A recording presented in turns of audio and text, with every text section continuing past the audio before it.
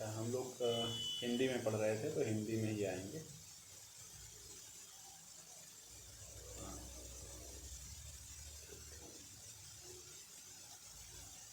हम लोगों ने चर्चा करी थी 5वें यूनिट तक। 6वें यूनिट से हम प्रारंभ करते हैं, हाँ, जिसमें कि सामान्य मनोविज्ञान, उसमें अपने को क्या क्या पढ़ना है इस पर चर्चा कर चुके थे। मानव शरीर रचना क्रिया विज्ञान, इस पर मैंने आपको बताया कि हमें क्यों पढ़ना है और क्यों पढ़ना चाहिए, इसका इम्पोर्टेंस क्यों है ना। क्योंकि आज के समय में, फिर से आपको रिपीट कर दे रहा हूँ, आज के समय में आप साइंटिफिक नहीं रखेंगे किसी चीज़ को तो कोई आपकी बात को सुनता नहीं है, ठीक ना, तो कोई आपकी बात को मानता भी नहीं है। इसीलिए साइंटिफिक रखने के लिए कि आपका कौन सा मसल्स पे योग का प्रभाव पड़ रहा है ना, कौन सा बोन्स पे आपका पड़ रहा है प्रभाव। जैसे आप बोलते हैं कि भाई बैक बेंडिंग वाले आसन करवाओ, बैक बेंडिंग में बेसिकली L4 L5 इसके बीच में ज़्यादा बल्जिंग होती है, ठीक ना। हल्का फुल्का L6 हो जाएगा, फिर L3 होगा, तो आप देखेंगे कि जो स्पाइन है उसमें L1 में दिक्कत है कि L2 में दिक्कत है कि L3 में है, L4 में, L5 में, L6 में, कहाँ पर ज़्यादा दिक्कत है। तो जिनको कमर दर्द की ज़्यादा समस्याएं रहती हैं उनको L4 L5 में ही दिक्कत होती है। तो इस तरीके से आप अपनी बात को योग के माध्यम से समझा पाएंगी कि L4 में दिक्कत है तो कौन सा अभ्यास करें, L5 में दिक्कत है तो कौन सा अभ्यास करें, उस पर कौन सा ज़्यादा काम करता है, ठीक है ना। अब इसमें आपको पढ़ना क्या है, कोशिका पढ़नी है, सेल पढ़ना है, टिश्यू पढ़ना है, ऊतक पढ़ना है, अंग, अंगतंत्र, कोशिका का आधारभूत शरीर क्रिया विज्ञान, कोशिका का परिचय, कोशिका अंग, कोशिका झिल्ली, कोशिका झिल्ली के द्वारा पदार्थ एवं जल का संचलन, जैव विद्युत क्षमता, है ना। फिर पेशी कंकाल तंत्र, मस्कुलो स्केलेटन सिस्टम, कंकाल समस्त अस्थियों के नाम, कौन कौन सी अस्थियां शरीर में पाई जाती हैं, कितने प्रकार की पाई जाती हैं, संधियां कितने प्रकार की पाई जाती हैं, मांसपेशियां कौन कौन सी होती हैं, टेंडन क्या है, लिगामेंट्स क्या है। अब देखिए, जैसे टेंडन्स जो होते हैं ना, इंग्लिश शब्द है लेकिन यहाँ भी टेंडन्स का टेंडन ही लिखा हुआ है ना। फिर लिगामेंट्स का लिगामेंट्स ही लिखा हुआ है। कौन कौन से लिगामेंट्स हैं उनके नाम हैं, अस्थियों संधियों के प्रकार, कार्य, मेरुदंड जिसको स्पाइन बोलते हैं हम, मांसपेशियां एवं उसके कार्य, कंकाल पेशियां, कंकाल पेशी के गुण एवं उसके कार्य, मांसपेशी संकुचन एवं शिथिलीकरण, पेशी स्नायु संधि स्थान, सार्कोट्यूबुलर तंत्र, चिकनी पेशी संकुचन की क्रिया विधि कौन सी है, पाचन तंत्र में, उत्सर्जन तंत्र में, उनका दोनों को पढ़ना है। पाचन तंत्र, उत्सर्जन तंत्र में कौन कौन से अंग आते हैं, कौन कौन से अवयव आते हैं शरीर के, पाचन तंत्र का जो संस्थान है क्या है, पाचन बेसिकली कहाँ से होता है, कोई बताएगा कि पाचन की क्रिया कहाँ से प्रारंभ होती है। अर्चना,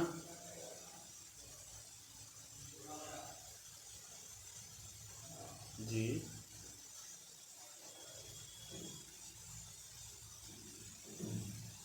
हाँ, संपूर्ण पाचन कहाँ होता है, संपूर्ण पाचन,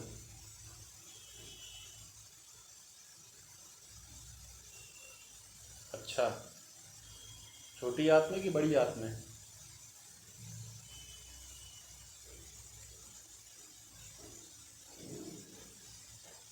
संपूर्ण पाचन कहाँ पे होता है,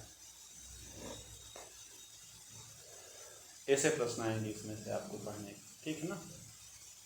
चलिए, हाँ, इस प्रश्न का उत्तर आप हमें फिर देंगी, कल का उत्तर अभी मैं आपसे पूछूंगा सभी से, है ना, लास्ट में जब प्रश्नोत्तर करेंगे तो। याद है ना कल क्या प्रश्न दिया था, अब भूल गए होंगे, ग्रुप में मैसेज आया था लेकिन भी पूछूंगा मैं भी उसके रिगार्डिंग। हाँ, वृक्क की क्रिया विधि, है ना, वृक्क मतलब किडनी कैसे काम करता है, किडनी का आयतन कितना होता है, किडनी की साइज़ कितनी होती है, कितने ग्राम का होता है, ये सारी चीज़ें उसमें आपको पता होना चाहिए। जक्स्टा, ग्लोमेरुलर फिल्ट्रेट, पुनः अवशोषण, ये सारी चीज़ें, यूरिन के बारे में, है ना। अगला है तंत्रिका तंत्र एवं ग्रंथियाँ, न्यूरॉन्स की संरचना क्या है, पूरा तंत्रिका के बारे में इसमें आपको पढ़ना है। अंतःस्रावी ग्रंथि कौन सी होती है, बाह्यस्रावी ग्रंथि कौन सी होती है, हार्मोन्स क्या होते हैं, अंतःस्रावी ग्रंथि में क्या अंतर होता है, बाह्यस्रावी ग्रंथि में क्या अंतर होता है, बेसिकली दोनों में, है ना।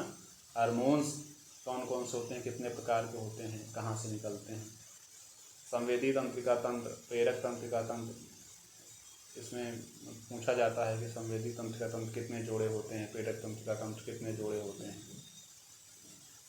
हृदय रक्त परिवहन तंत्र, श्वसन तंत्र, हृदय रक्त और परिवहन तंत्र, श्वसन तंत्र, इनका एक दूसरे का कोरिलेशन है। तो जब इनको पढ़ेंगे तो उसमें से आपको पता चलेगी सारी चीज़ें। रक्त कहाँ से जाता है, कहाँ पे शुद्ध होता है, कहाँ से आता है, जो धमनियाँ, जो वेंस होती हैं उनका क्या काम होता है, जो शिराएँ होती हैं वो अशुद्ध रक्त ले आती हैं, जो धमनियाँ होती हैं वो शुद्ध रक्त ले जाती हैं, पूरे शरीर को बांटती हैं, है ना। फिर कहाँ पे उसका प्यूरिफिकेशन होता है ब्लड का, ये सारी चीज़ें आपको इसमें पढ़ाया, बताया, सिखाया जाएगा। और नहीं भी है तो कहीं भी आप इसको अलग से यूट्यूब पे डाल के पढ़ लीजिए, क्योंकि आपको अपनी मेहनत करना है, आपको अपनी रणनीति बनाना है। हम आपको बस एक कैंडल जला के आपको दिखा रहे हैं कि आपको इसी रास्ते पे चलना है बस। श्वसन तंत्र, श्वसन की क्रिया विधि क्या है, वायु जो हम लेते हैं, ऑक्सीजन लेते हैं, छोड़ते हैं, है ना, तो उसमें केवल ऑक्सीजन तो होती नहीं, उसमें नाइट्रोजन जैसी सारी चीज़ें होती हैं। कितना लेते हैं, हमारे लंग्स की कैपेसिटी कितना है, ठीक है ना। हम जब धीरे धीरे सांस लेते हैं, उतनी सांस लेते हैं, फिर एक बार में इनहेल करते हैं, फिर छोड़ते हैं, तो पैडल कैपेसिटी कितनी हो गई, हम एक बार में कितना सांस को इकट्ठा कर लेते हैं, लंग्स में भर लेते हैं, और नॉर्मल कितना लेते हैं, कितना छोड़ते हैं। तो इसका भी कैलकुलेशन आपको पता होना चाहिए। इसके रिगार्डिंग प्रश्न पूछता है ना। गैसों का परिवहन, हाइपोक्सिया, कृत्रिम श्वसन कैसे हैं, फेफड़े के गैस शोषित कार्य, रोग प्रतिरक्षा तंत्र, रोग प्रतिरक्षा उसके कौन कौन से अवयव हैं, प्रजनन तंत्र, स्त्री एवं पुरुष जननांग की संरचना कैसे कार्य करता है, ये सारी चीज़ें आपको पता होना चाहिए।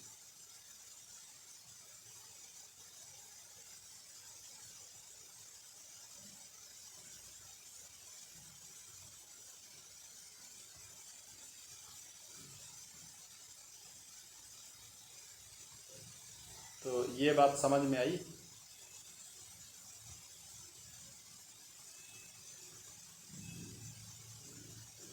बोलिए, कल का प्रश्न एक जो हमने दिया था, किसी को याद है? राखी दीदी याद है क्या प्रश्न?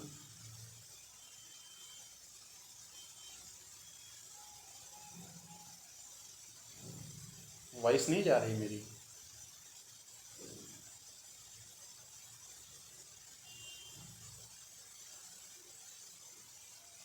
हाँ जी बोलिए।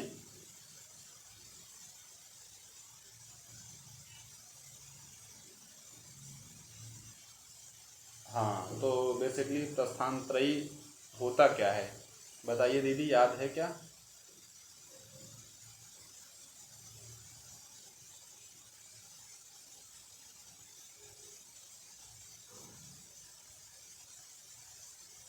प्रस्थानत्रयी के बारे में बताइए।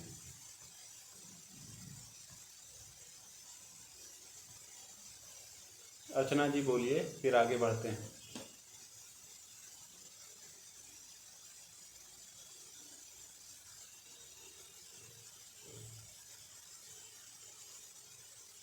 अनम्यूट करिए फिर बोलिएगा ना, तभी तो सुनाई पड़ेगा। जल्दी बोलिए, नहीं तो आपकी प्रेयर नहीं हो पाएगी आज।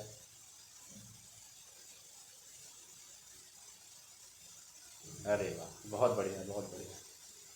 इसीलिए तो क्लासेस चल रही हैं कि आपको याद ना हो। कुछ करने के लिए आप अपना 1 घंटा तो बर्बाद कर रही हैं। फिर अगर आप कुछ सीख नहीं पा रही हैं, 2 चीज़ें, 3 चीज़ें, 4 चीज़ें, आप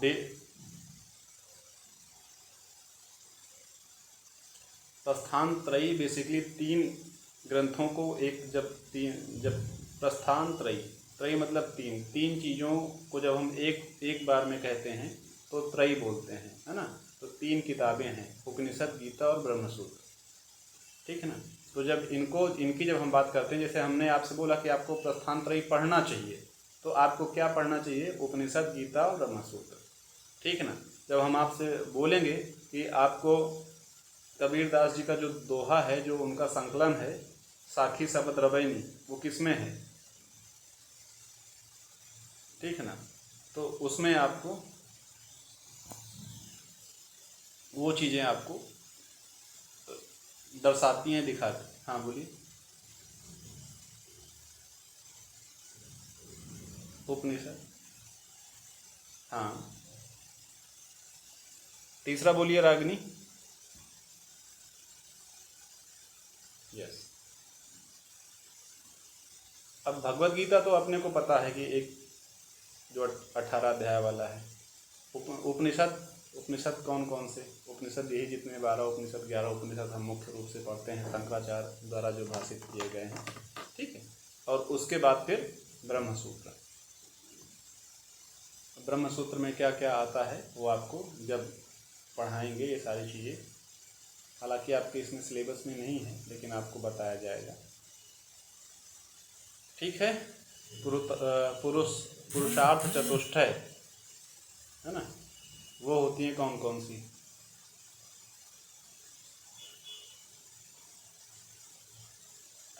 यही आपका प्रश्न है, और ये बेसिकली आएगा, आपसे पूछता है कभी न कभी। यस, धर्म अर्थ काम मोक्ष के बारे में आपको समझना पड़ेगा, पढ़ना पड़ेगा। एग्ज़ाम में तो आप बस इतना ही आएगा कि चलिए 4 आगे, लेकिन उसके बारे में आपको जानकारी होनी चाहिए। धर्म क्या है, अर्थ क्या है, काम क्या है, मोक्ष क्या है, ठीक है। आगे बढ़ते हैं।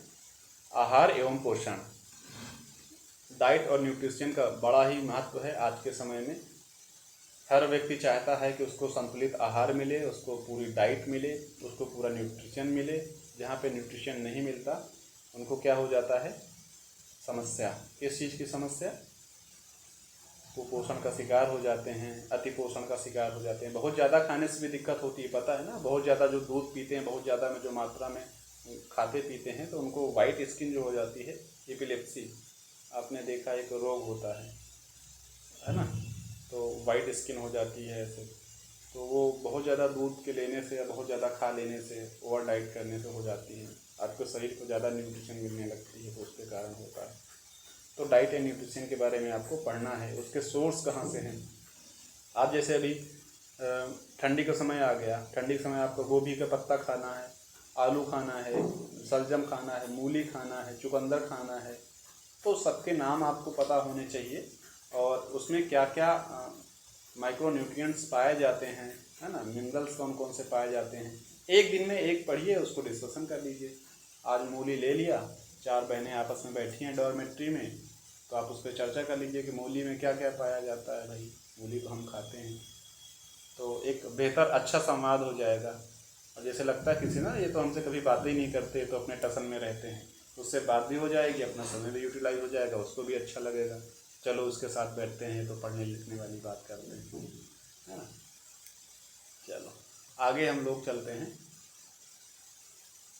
प्रोटीन, वसा, खनिज लवण, इन सब चीज़ों के बारे में तो खैर पढ़ना ही पढ़ना है। आहार की यौगिक अवधारणा क्या है, जब आपको श्रीमद् भगवत गीता पढ़ाएंगे तो उसमें ये भी बताएंगे कि क्या क्या कॉन्सेप्ट दिया है, कौन सा आहार लेना चाहिए, कौन सा आहार नहीं लेना चाहिए, ये सब आपको उसमें पढ़ने को मिलेगा। और यौगिक अवधारणा में हमने हर प्रदीप का पढ़ी, ग्रंथ संहिता पढ़ेंगे, उसमें भी आपको पता चलेगा, है ना, कि क्या यौगिक अवधारणा है, आहार कैसे लेना चाहिए। 1/4 अपने को पेट को खाली रखना है, 1/2 भोजन लेना है, 1/4 जो है पानी लेना है उसके लिए, है ना। फिर अगला क्या है, पोषक तत्व कौन से होते हैं, आहार के अनुमानित सिद्धांत कौन से हैं, संतुलित आहार की अवधारणा क्या है, WHO क्या कहता है, कार्बोहाइड्रेट, प्रोटीन, वसा, इनका क्या क्या सोर्स है, कैल्शियम, आयरन, फास्फोरस, ये सब कहाँ मिलते हैं, विटामिन्स की क्या भूमिका है, कहाँ से मिलती है, इसकी क्या आवश्यकता है हमारे लिए। फिर अनाज, धन धान्य, तृण धान्य, कैसे उसकी चयन करें, तैयारी करें। और जो भी हम लोग चूँकि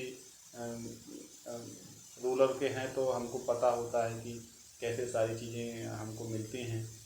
एक जो भी बहने लोग तो हैं कि जैसे भोजन आप बनाते हैं कि कैसे जो धान्य का मतलब जो है, जो भी हम चीज़ें ले रहे हैं, चाहे वो आटा हो, गेहूँ हो, या फिर चावल हो, दाल हो, उसका हम चयन कैसे करते हैं, उसको साफ़ सफाई, उसकी तैयारी है ना, तैयारी एवं पोषक मूल्य, उसकी साफ़ सफाई हो, उसमें क्या क्या पोषक मूल्य पाए जाते हैं वो हो।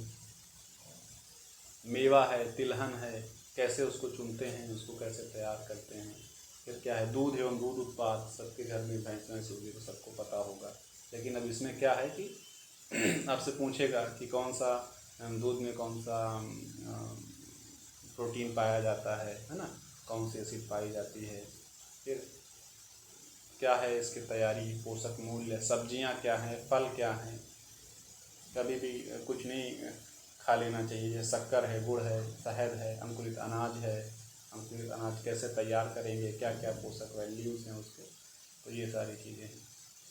फिर आहार एवं चयापचय, आहार का पाचन कैसे होता है शरीर में, वो सारी चीज़ें।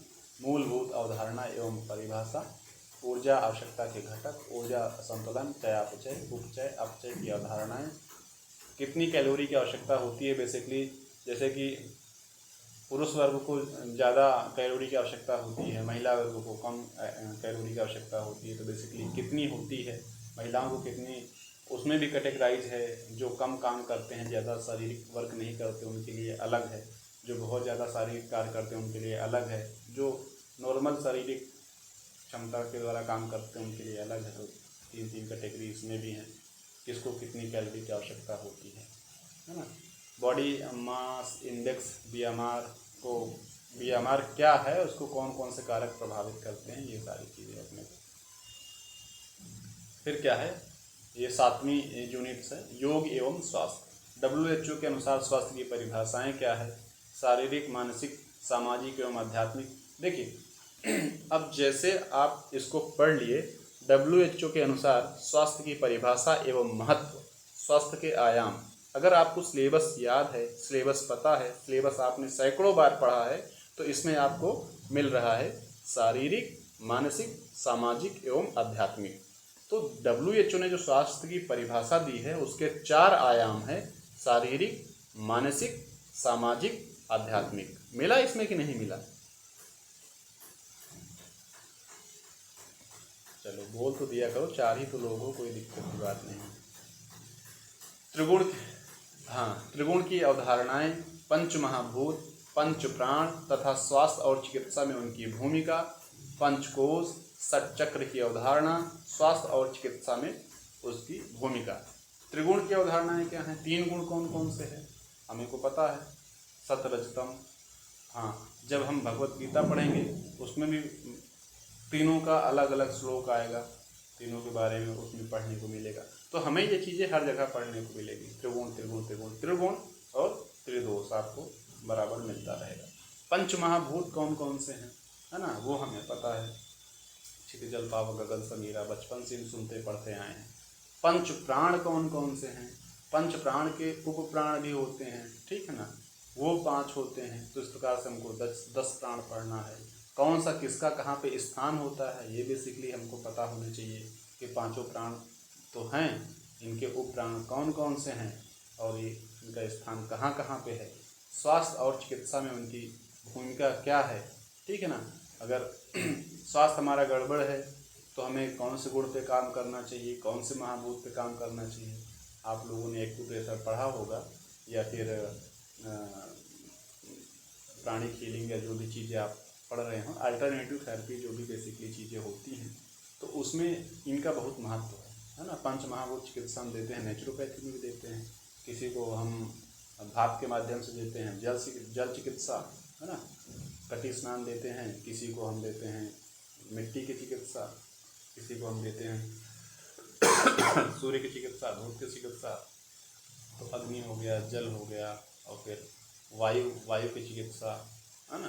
तो इस तरीके से पंच महाभूत के द्वारा चिकित्सा देते रहते हैं। पंच प्राण को कैसे कंट्रोल करते हैं, तो उसके माध्यम से 5 प्राण, है ना, कहते हैं कि अपान समान उदान व्यान, तो इनको कैसे कंट्रोल में करना है, ये भी सारी चीज़ें ग्रंथों अपने को पढ़ने को मिलती है। पंचकोश की कौन कौन सी अवधारणा है, मनोमय कोश है, अन्नमय कोश है, मनोमय कोश है, आनंदमय कोश है, विज्ञानमय कोश है, ओके, आनंदमय कोश। तो इस तरीके से 5 कोशों के बारे में अपने को पढ़ना है। 6 चक्र हैं, 6 प्रकार के चक्र हैं, वो कौन कौन से चक्र हैं, उनके बीज मंत्र क्या है, जैसे मूलाधार चक्र का ला है ना, फिर स्वादिष्टान चक्र का वाह है, लं वं हं रं यं हम ओम ऐसे करके, तो लवर यहम ऐसे बोलते हैं। तो इस तरीके से 6 चक्रों का अलग अलग बीज मंत्र होता है। उसके अलग अलग जो है, जब आप चक्रों को पढ़ेंगे ना, चक्रों को देखना, तो उसकी एक संरचना होती है। कोई जैसे होता है ना कि षटकोणीय होता है, कोई रेक्टेंगुलर होता है, कोई आपको जो है कमल की जैसे की भांति मिलेगी, पंखुड़ी की भांति। तो ऐसे आपसे पूछ लेगा कि सहस्रार में कौन सा, इसमें से कौन सी आकृति होती है। तो ये अपने को एक जनरल अवेयरनेस के रूप में ये सारी चीज़ें पता होनी चाहिए। मूलाधार चक्र में कौन सी आकृति पाई जाती है। स्वास्थ्य संरक्षण में योग की बचावीय भूमिका।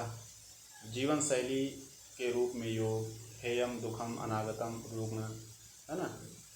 स्वास्थ्य का संरक्षण हम योग से कैसे करें, जैसे है आयुर्वेद में कहा जाता है स्वस्थ रक्षण आतुरस्य विकार प्रसन्नम च। आयुर्वेद में यही कहा गया कि स्वस्थ, आयुर्वेद का क्या उद्देश्य है, स्वस्थ रोगी के रोग को दूर करना, जो स्वस्थ व्यक्ति हैं उसके स्वास्थ्य की रक्षा करना, दैट इज द उद्देश्य ऑफ आयुर्वेद। फिर है, अब इसमें है हेयम क्या है, दुखम अनागतम क्या है, रुग्ण, स्वास्थ्य के अंतर्निहित कारण कौन कौन से हैं, तापत्रय, क्लेश, रोग की शारीरिक एवं शारीरिक क्रियात्मक अभिव्यक्ति क्या है, व्याधि क्या है, आलस्य क्या है, अंगमेजत्व क्या है ना, श्वास प्रवास क्या है। तो ये जो आपको इसमें चीज़ें मिलेंगी, ये पातंजलि योग दर्शन में आपको पढ़ने को मिल जाएंगी। अगला क्या है, मानसिक एवं भावनात्मक अस्वस्थता, स्थान, संशय, प्रमाद, भ्रांति दर्शन, ये भी आपको पातंजलि योग दर्शन जब आप पढ़ेंगे तो मिल जाएगा। यौगिक आहार, ये हमने आपको बता दिया है, हठ योग पढ़ेंगे तो उसमें तो मिल ही जाएगा। उसके साथ साथ आपको श्रीमद् भगवद गीता में भी इसके बारे में चर्चा आपको करने को मिलेगी। फिर क्या है, शारीरिक बनावट प्रकृति के अनुसार आहार, वात पित्त कफ, है ना। वात पित्त कफ क्या है, ये दोष है। आयुर्वेद का स्तंभ है वात पित्त कफ। आयुर्वेद का स्तंभ क्या है, वात पित्त कफ। आयुर्वेद का उप स्तंभ क्या है, ये आप हमको बताएंगे। आयुर्वेद का उप स्तंभ सभी के लिए प्रश्न है, और इसका जो है उत्तर आपको ग्रुप में डालना है। फिर अगला क्या है, ग्रहण संहिता हठ प्रदीप का भगवद गीता के अनुसार आहार की अवधारणा है। पथ्य अपथ्य, योग साधना में यौगिक आहार का महत्व, स्वस्थ जीवन शैली, मैत्री करुणा मुदिता, ये पातंजलि योग दर्शन का है। तो हम ये देख रहे हैं कि जो 7वीं यूनिट है, जब आप दूसरी यूनिट अच्छे तरीके से पढ़ेंगे, दूसरी यूनिट कौन सी, जैसे पहली यूनिट हो गई, है ना, और इसके बाद फिर जो 6वीं यूनिट थी, ये सारी यूनिट हम पढ़ेंगे तो 7वीं यूनिट अपने आप में वो कवर अप हो जाएगी। थोड़ी सा चीज़ें हैं WHO के अनुसार, ये सारी चीज़ें आप पढ़ लेंगे, पंच महाभूत, ये सारी चीज़ें पढ़ लेंगे, लेकिन जब आप उसको पढ़ेंगे तो बहुत ही ज़्यादा इंटर को रिलेट है एक दूसरे से। 7वीं यूनिट पे आपको अलग से समय और बुद्धि लगाने की आवश्यकता ही नहीं, आप वो मेहनत से तरीके से पढ़ते जाएंगे, ये आपका कंप्लीट होता चला जाएगा 7वीं यूनिट, है ना। तो घबराना नहीं है कि 10 यूनिट है तो 10 में 7वीं। अब 8वीं यूनिट आ जाइए। 8वीं यूनिट में क्या है, चिकित्सीय योग। चिकित्सीय योग में क्या है, यौगिक अभ्यास। अब इसमें प्रायोगिक योग है, उपयुक्त योग अभ्यासों के माध्यम से व्याधियों का प्रबंधन, यौगिक आहार, आसन, षटकर्म, प्राणायाम, ध्यान, यम और नियम, जीवन शैली, नुस्खे, सुधारात्मक निर्देश, आहार विहार, आचार और विचार में संयम। तो जब आप देख रही हैं कि अब आपसे पूछ लिया जाएगा कि आप ये योग दे रही हैं चिकित्सीय योग, आपको लोअर बैक पेन पे योग देना है तो कौन सा देना है, तो वैसे प्रश्न आ जाएगा, तो वैसे इसमें आपको करना है। तो इसके लिए आपने मास्टर्स में पढ़ा है, मास्टर्स में आपने बहुत तैयारियां की हैं, आसन प्राणायाम मुद्रा बंद आपने पढ़ा है ना। और चूँकि हठ प्रदीप का और ग्रहण संहिता में तो थेरेपेटिक योग नहीं है, लेकिन जब हम पढ़ते हैं योग और रोग की पुस्तक है, किताब है, उसमें आपको चीज़ें मिल जाती हैं। और इसमें आसन प्राणायाम मुद्रा बंद में ये सारी चीज़ें आपको मिल जाती पढ़ने के, तो थेरेपेटिक योग को आप वहाँ से पढ़ सकते हैं कि कौन से रोग में कौन कौन से अभ्यास देने हैं, तो इसमें भी पढ़ना नहीं है। ये आपके प्रैक्टिकल का विषय है, ये आपके नॉलेज का विषय है। इसको यम और नियम ये तो पढ़ा ही दिया जाएगा, उसका क्या है उपयोग, उसका आहार विहार विचार में कैसे संयम लाता है, तो ये सारी चीज़ें आपको पढ़नी है। निम्नलिखित सामान्य व्याधियों के लिए योग चिकित्सा का संयुक्तात्मक एकीकृत दृष्टिकोण। श्वसन संबंधी रोग, ठीक है। तो एक आती है पुस्तक है वो रोग एवं योग करके, तो उसमें है श्वसन संबंधी रोग, है ना, हृदय संबंधी रोग, अंतःस्रावी और फिर पेट से संबंधित जो भी समस्याएं हैं उसका है, जठर विकार, है ना, पाचन संबंधी जो समस्याएं हैं उसका है, मांसपेशी संबंधी जो समस्याएं हैं, तो उसमें ये सारी समस्याएं जो आपको स्पेशली अलग से दिया गया है ये उसमें आपको मिल जाएगा। तो योग और रोग हिंदी और इंग्लिश दोनों में है, जो भी आपको उचित लगे आप वो लेके पढ़ सकते हैं। बाकी इस पर चर्चा बिल्कुल करी जाएगी, इसको आपको पढ़ाया बताया जाएगा विद प्रैक्टिकल के साथ, है ना, करके भी दिखाएंगे हम लोग कि ऐसे करना है और इससे ये लाभ होता है। तो 7वीं यूनिट 8वीं यूनिट बहुत ही सिंपल है, ये आपका प्रैक्टिकल का विषय है, इस पर आपको फोकस करना है। आप जितना ज़्यादा बेहतर से बेहतर तरीके से पढ़ेंगे करेंगे, देखिए बिना ज्ञान के कुछ नहीं होगा। अगर आप ऐसे ही हल्के में लेके छोड़ते चले जाएंगे हो जाएगा तो फिर नहीं हो पाएगा।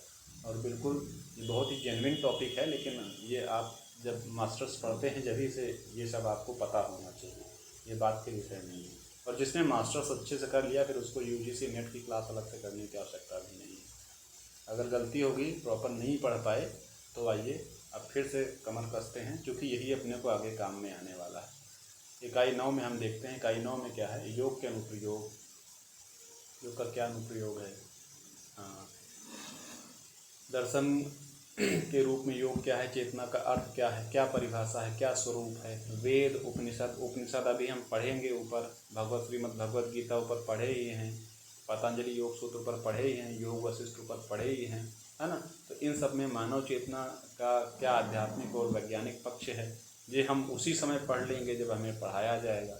मानव चेतना के विकास की क्या यौगिक विधियाँ हैं, भक्ति योग क्या है, ज्ञान योग क्या है, कर्म योग क्या है, मंत्र योग क्या है, अष्टांग योग क्या है, हठ योग क्या है।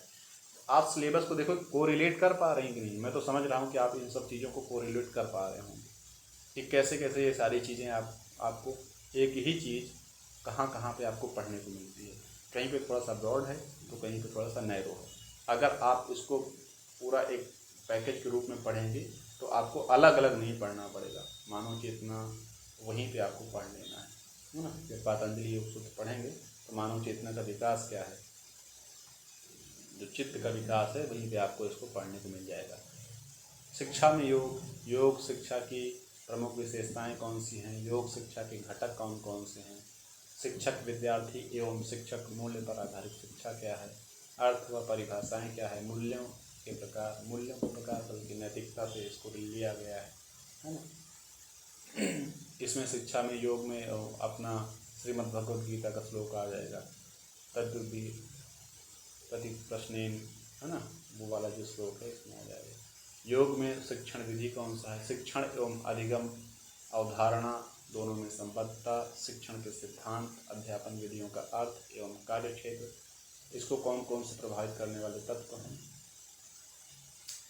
तो योग में कैसे कौन सी शिक्षण विधि है, उत्तम पाठ योजना के कौन कौन से अवयव हैं, आवश्यक तत्व हैं, उनकी क्या से अवधारणाएँ हैं, है ना, कि पाठ योजना हमें कैसे तैयार करना है, किस तरीके से, योग में कौन कौन से अध्यापन विधियाँ हैं, शोधन क्रियाएं, आसन मुद्रा प्राणायाम, इनको करने के लिए कैसे कैसे आपको योजना करनी पड़ेगी, पाठ योजना के कौन कौन से नमूने हैं। और ये इसमें देखिए लिखा हुआ है, कैवल्य धाम द्वारा विकसित पाठ योजना की भूमिका बांधने की अष्टचरण विधि। तो कहाँ की जो कैवल्य धाम का है वही मान्य होगा, और इधर उधर की चीज़ें आपको पाठ योजना के अंतर्गत नहीं पढ़ना है।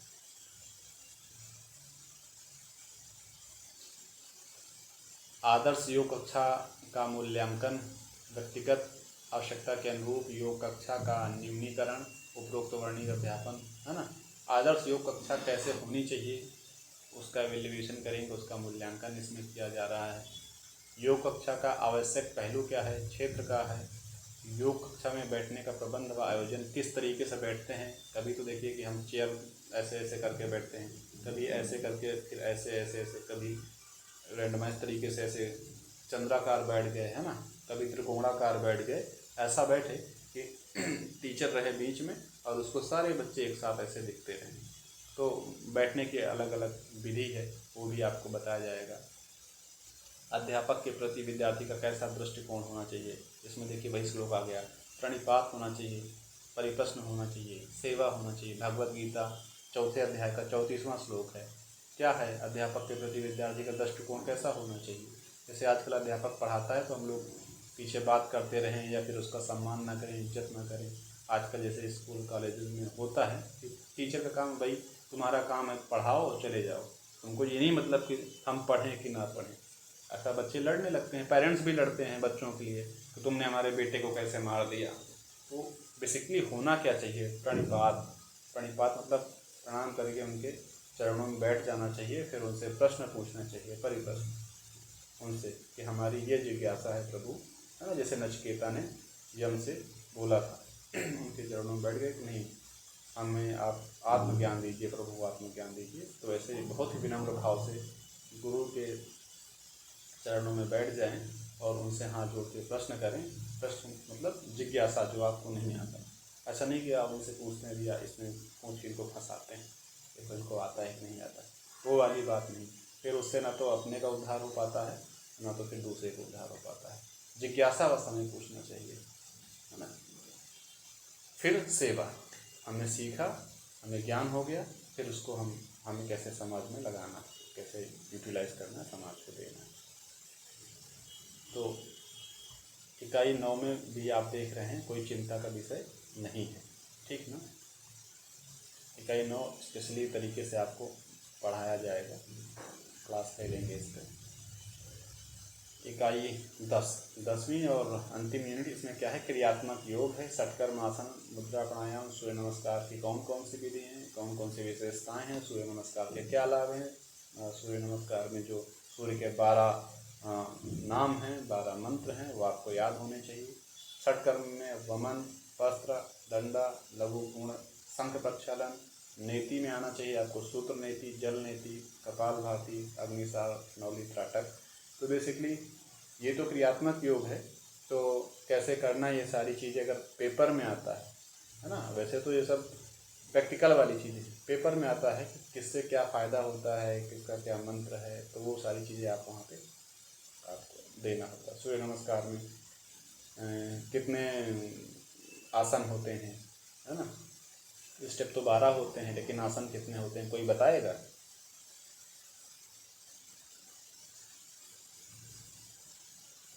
और कोई,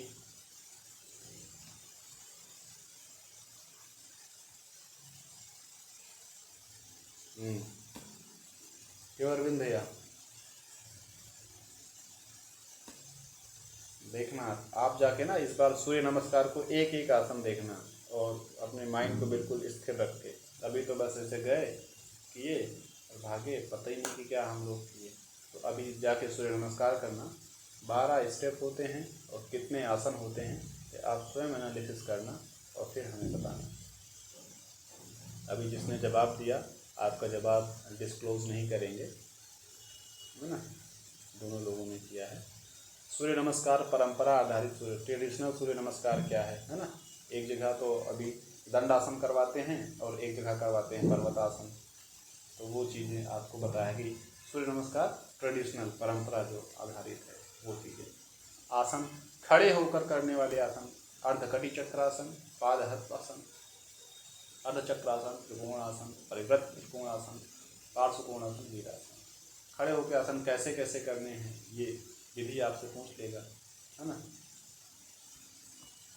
और बैठ कर किए जाने वाले आसन, पेट के बल लेकर किए जाने वाले आसन, पीठ के बल लेकर किए जाने वाले आसन, संतुलन कारक आसन, वृक्षासन, गरुणासन, नमस्कार आसन, टिटलासन, नटराज आसन। फिर प्राणायाम है, ध्यानस्थ होने के यौगिक अभ्यास कौन सा है, प्रणव है, ओंकार है, सोहम जप है, ओम ओम ओम ओम ओम ओम ओम सोहम क्या है? सोहम, सोहम, है ना? तो वो चीज़ें हैं। योग निद्रा, अंतर्मौन, अजपा जप, श्वसन आधारित ध्यानस्थ होने के अभ्यास, ओम ध्यान के योग का अभ्यास, विपස්සना ध्यान के अभ्यास, प्रेक्षा ध्यान। अब इसमें पूछ लेगा आपका विपස්සना ध्यान किस धर्म से संबंधित है?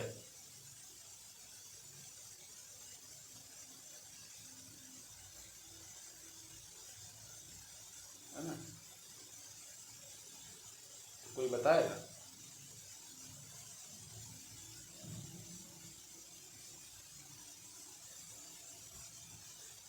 विपස්සना, विपස්සना जैसे हो गया, बौद्ध धर्म वाले विपස්සना करते हैं, प्रेक्षा जैन धर्म वाले प्रेक्षा ध्यान करते हैं, ठीक है ना? विपස්සना ध्यान, विपස්සना ध्यान, हाँ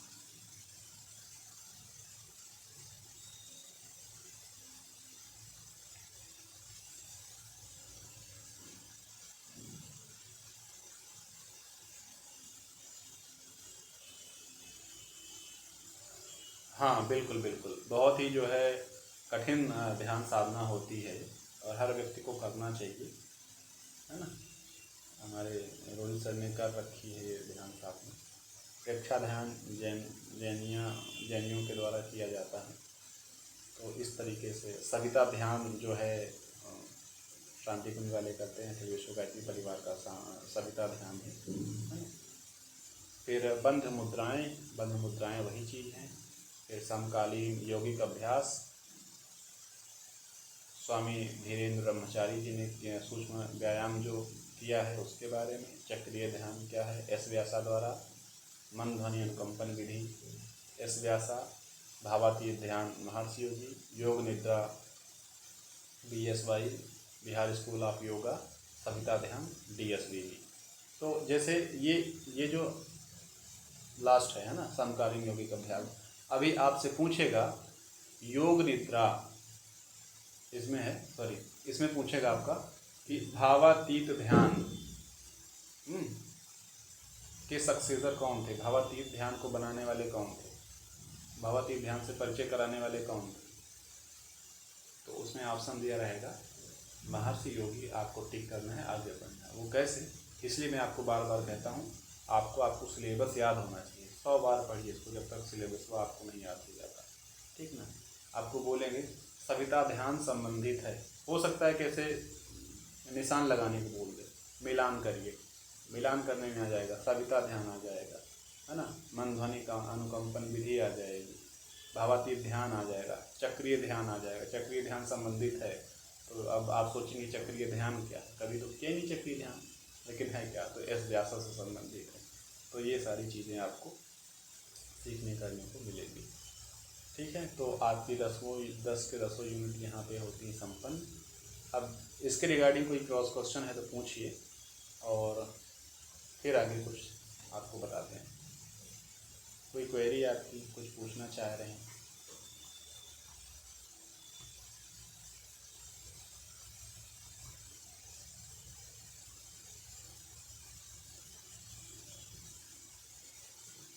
आगे बढ़ें?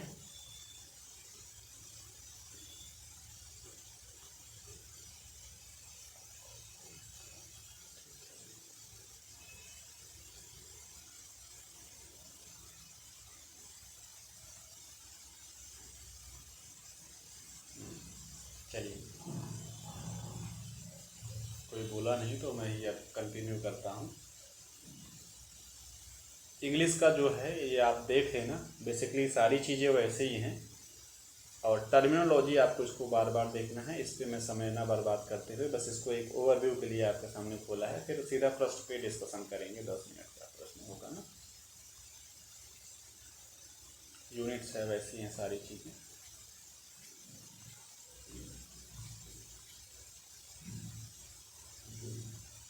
ये देखिए, अब इसमें जैसे यौगिक सूक्ष्म व्यायाम, यौगिक सूक्ष्म व्यायाम किसने दिया? स्वामी धीरेन्द्र ब्रह्मचारी। साइक्लिक मेडिटेशन किसने दिया? S Vyasa.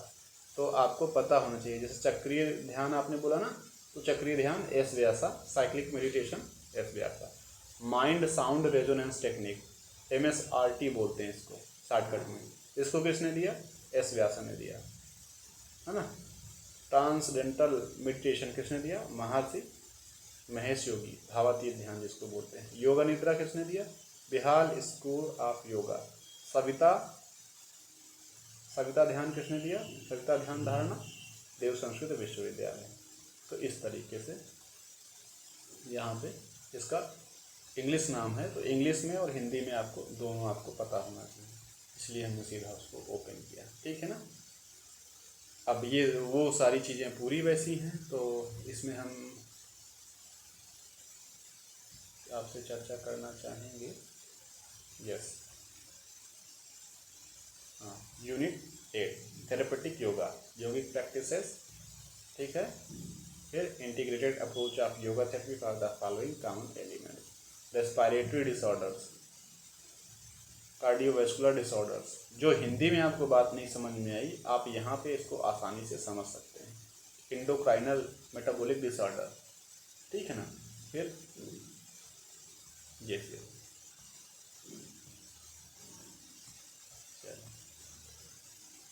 Yogic diet, yoga and health, diet and nutrition, human anatomy and physiology, introduction to cell, tissue, organs and symptoms, basic cells, physiology cells, introduction, musculoskeletal system, फिर digestive excretory system, renal physiology, renal आपकी kidney को बोलते हैं, nervous system and glands, sensory nervous system कौन कौन सी होती हैं, cardiovascular and respiratory system कौन कौन सी कैसे काम करते हैं, इम्यून सिस्टम कैसे काम करता है, एंडोक्राइनोलॉजी, रिप्रोडक्टिव सिस्टम। तो ये सारी चीज़ें जो आपने यहाँ पर पढ़ी, अभी इसी को देखा कि आपने नीचे भी पढ़ी थी। तो अभी हम आपको ले चल रहे हैं अगले।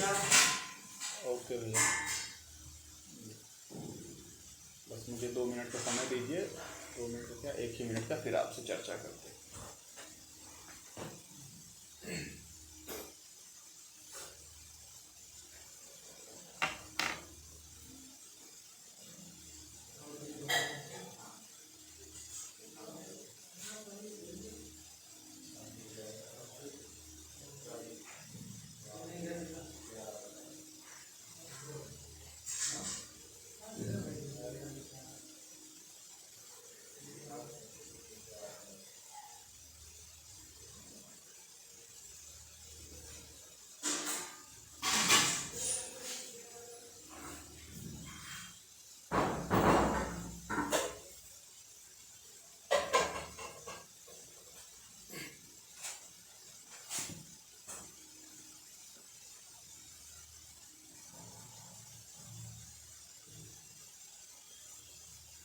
तो ये आपके सामने कुछ प्रश्न हैं, ठीक है ना, और ठीक है, इसको हम शेयर भी कर देंगे आपको। यस, यहाँ question paper with answer in Hindi set 6 cervical. अभी आप लोग कैमरे के साथ साथ अपने माइक भी ऑन कर लीजिए, है ना, क्रॉस क्वेश्चन करेंगे हम लोग। सर्वाइकल स्पॉन्डिलोसिस में कौन से आसन नहीं करने चाहिए? मकरासन, भुजंगासन, शशांकासन, पादहस्तासन। अब इसमें से आपको, हाँ, अब आपके सामने कोड दिया हुआ है 1 2 3 4। कोड 1 में है ए और सी सही है, कोड 2 में है सी और डी सही है, कोड 3 में ए और बी सही है, कोड 4 में बी और सी सही है।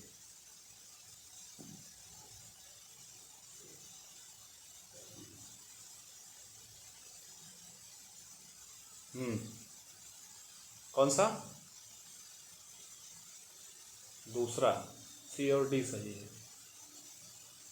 राखी दीदी सही कह रही हैं ये।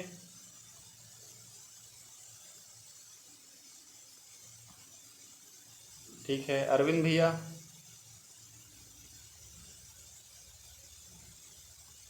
अरविंद है आज हैं ही क्या?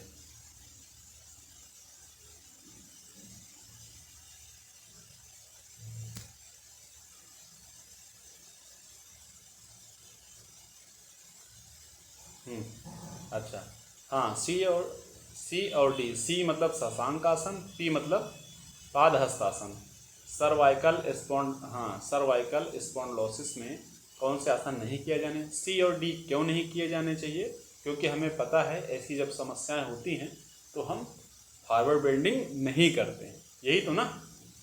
अब बताइए कितना कितना प्यारा क्वेश्चन है, आप लोग कर लेंगी, कॉन्फिडेंस आ रहा है ना? ऐसे क्वेश्चन आता है। सॉरी, सही तो है। मकरासन बिल्कुल करेंगे, मकरासन आपको पता है कैसे करते हैं, भुजंगासन आपको पता है कैसे करते हैं, बैक बेंडिंग के आसन है।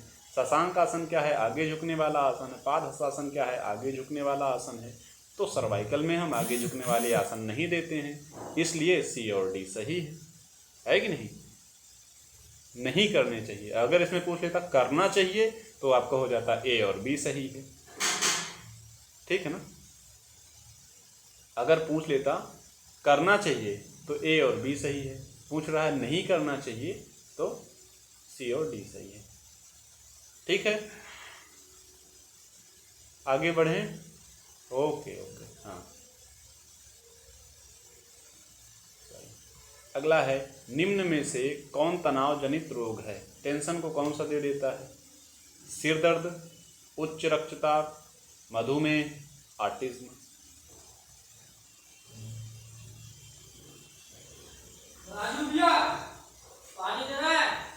पानी नहीं चाहिए भैया। तो अभी इसमें बताओ तनाव किससे किससे होता है? हाँ, अभी देखो, अब ऐसे, अब इस क्वेश्चन को कैसे बीट करना है भाई? उच्च रक्तचाप तो होगा ही होगा, है ना। हाई बीपी तो होगा ही होगा। तो बी तो बी बी बी बी तो होगा। तो मतलब चौथा वाला तो ऑप्शन बिल्कुल गलत है। अब आपको 1 2 3 में देखना है, ठीक ना। मधुमेह से क्या तनाव होता है? तो सी जिसमें होगा, सी 1 2 3। अब सी देखो दोनों में है, ठीक है ना। सी कौन सा? A B C. ए, हाँ, पहला दूसरा सही सेम है। अब इसमें कुछ गलत दे दिया है, इस वाले प्रश्न को हम स्किप करते हैं। इसमें ऑप्शन थोड़ा सा गलत दे दिया है। इसमें जहाँ पे ए बी और डी देना चाहिए था तो इन्होंने सी दे दिया है ना। ऑनलाइन क्वेश्चन है, इसको हम, हाँ, समझ में आ रहा है ना, क्योंकि ए बी सी सही है, ए बी सी सही है। इसमें थोड़ा सा प्रश्न गलत दे, ऑप्शन गलत दे दिया है। समझ में आ रही ना ये? चलो, हाँ। धनुरासन निम्न में से किन में निषिद्ध है? धनुरासन किस में नहीं करेंगे? पेट का मोटापा में, विबंध में, हर्निया में, उच्च रक्तचाप में। अच्छा, हाँ, निषिद्ध मतलब मना है, इसमें नहीं करना।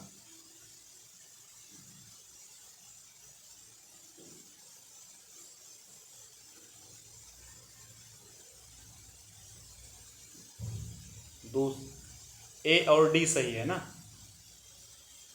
हाँ, अच्छा, ये बताइए बी क्या है? नहीं समझ में है ना। तो ये बात आपको कहाँ समझने को मिलेगी? ये बात आप जब इसका इंग्लिश वर्जन देखेंगे तो उसमें समझने को मिलेगा। मैं यही आपको बताना चाह रहा था, ठीक है ना। हाँ, आपको निषिद्ध नहीं समझ में आया, विबंध नहीं, निषिद्ध तो चलो आप पता चल जाएगा, लेकिन विबंध आपको नहीं समझ में आ रहा है, तो ये जब आप पढ़ेंगे तो उसमें आपको समझ में आ जाएगा। नहीं नहीं, वो नहीं है। यहाँ तो डिजीज दिया गया है ना, बंध के साथ क्या है? यहाँ हाई बीपी, हार्निया, पेट का मोटापा, ये डिजीज हैं, समझ रहे हैं? हाँ, तो ये बंध का को एक लॉजिक आप लगाइए ना, बंध का वो बंध नहीं है जो आप सोच रहे हैं। अभी कहते हैं कि आइए रिश्ते के बंधन में बंधते हैं, तो आप यहाँ पे मत सोचिए कि जालंधर बंध के बंध उसमें बंधते हैं। तो हर जगह वो नहीं लगा सकते ना, ठीक है ना। तो ये टाइप्स ऑफ क्वेश्चन हैं, अब इसको मैं ज़्यादा डिस्कशन नहीं करूँगा, ठीक है ना। तो आज की क्लास हम लगभग यहीं तक करते हैं, और टाइप्स ऑफ क्वेश्चन ये आपसे फिर किसी दिन हम शेयर कर लेंगे अलग से सेशन में। तो कल से आपकी कंटिन्यू क्लासेस होंगी जो अभी सर ले रहे थे हट प्रदीपिका की, ठीक है ना। कोई क्वेरी हो आपको, कोई कुछ जानना है, आप ग्रुप में मैसेज करिए, इंडिविजुअल मैसेज करिए, वो आप तक पहुंचेगी। बस हमारा एक ही लक्ष्य है, एक ही फोकस है कि आप बिल्कुल तैयारी करिए और सकारात्मक ऊर्जा के साथ रहिए। आपको अगर एक प्रश्न नहीं भी कर पाती, कुछ बात आपको समझ में नहीं आता ना, तो आपके दिमाग में ये नहीं आना चाहिए कि इस बार हमारा क्वालिफाई नहीं होगा। होगा, क्यों नहीं होगा, ठीक है ना। तो उस स्तर के साथ अपने को तैयारी करना, उस स्तर के साथ अपने को पढ़ाई करना है। मैं ये नहीं चाहता कि नकारात्मक विचार एक सेकंड के लिए भी आपके दिमाग में आए कि अरे इस बार तो नहीं हो पाएगा, आज तैयारी नहीं हो पाई, अगली बार देखेंगे। ये मैं सुनना नहीं चाहता। अगर आप 5 लोग, मैं कहता हूँ कि जो राष्ट्रीय स्वयं सेवक संघ है उसकी स्थापना 5 लोगों के द्वारा ही हुई थी। हेडगेवार जी जब थे तो उन्होंने 5 बच्चों को लिया और उन्होंने संघ की स्थापना करी, ठीक है ना। आज पूरा विश्व देखता है आरएसएस की तरफ। तो ऐसा नहीं है, वो उन्होंने उन 5 ने अच्छा काम किया, उन 5 ने अपने पे काम किया। तो हम 3 ही पढ़ेंगे, हम 4 ही पढ़ेंगे, है ना। और फिर हमने पहले भी दिन बताया कि हम किसी को पढ़ा नहीं रहे हैं, बस आपको एक गाइड के रूप में गाइड कर रहे हैं कि आपको कैसे पढ़ना है। हम उस चीज़ से गुजर चुके हैं, तो आपके लिए क्या सरलता हो कि आप जल्दी से सफल हो जाए, वो हम बता रहे हैं। तो आपको कठिन तपस्या आपको ही करना है, ठीक है ना। तो कमर गर्दन सीधी करें, लंबी गहरी सांस लें, शांति पाठ करेंगे। कोई क्वेरी है तो शांति पाठ के बाद भी आप कर सकते हैं। ओम अश्वितो मा सद्गमय तमसो मा ज्योतिर्गमय मृत्योर्मामृतमगमय। ओम शांति शांति शांति। सभी को बहुत धन्यवाद, सभी को प्रणाम, सभी ने जुड़ा। अब इसका फ़ायदा जब ही है जब आप प्रॉपर तरीके